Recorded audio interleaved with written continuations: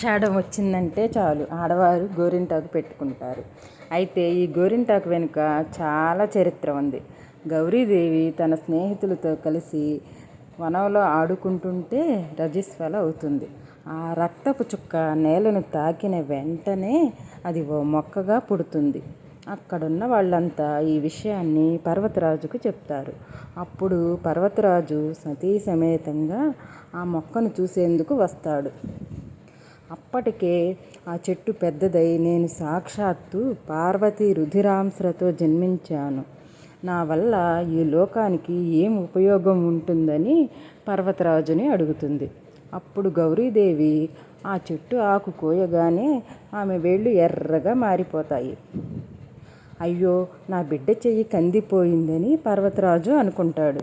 కానీ అంతలోనే పార్వతీదేవి నాకు ఏ విధమైన నొప్పి కలగలేదని, పైగా చాలా అందంగా అనిపిస్తుందని చెబుతుంది.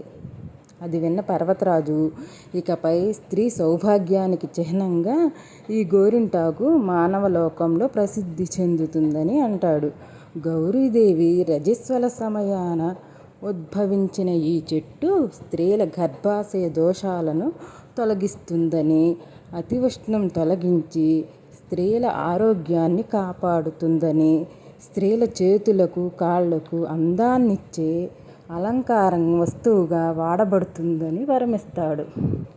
అయితే నుదుటన కూడా ఈ ఆకులతో బొట్టు పెట్టుకుంటే కుంకుమకు ప్రాధాన్యం తగ్గిపోతుంది కదా. అదే విషయాన్ని కుంకుమ గౌరీదేవిని అడుగుతుంది. అప్పుడు ఈ ఆకులు నుదుటిన పెట్టుకుంటే పండవు అని అంటుంది. కావాలంటే మీరు కూడా ఎప్పుడైనా ప్రయత్నించి చూడండి. గోరింటాకు నుదుటిన పెట్టుకుంటే పండదు. ఇక ఆషాఢంలో గోరింటాకు పెట్టుకోవడానికి ఒక కారణం ఉంది. గోరింటాకు సంవత్సరానికి ఒకసారి ఆషాఢమాసంలో పుట్టింటికి అంటే గౌరీదేవి ఇంటికి పోతుందట. అయితే తను అక్కడ ఉన్నప్పుడు కూడా మరిచిపోకుండా, భూలోకంలో తనను మరిచిపోకుండా ఉండాలని వరం కోరిందట. పార్వతీదేవి గోరింటాకు ఇచ్చిన వరం వల్ల ఆషాఢంలో గోరింటాకు పెట్టుకుంటారు. ఆషాఢంలో గోరింటాకు పెట్టుకోవడానికి శాస్త్రీయ కోణం కూడా ఉంది.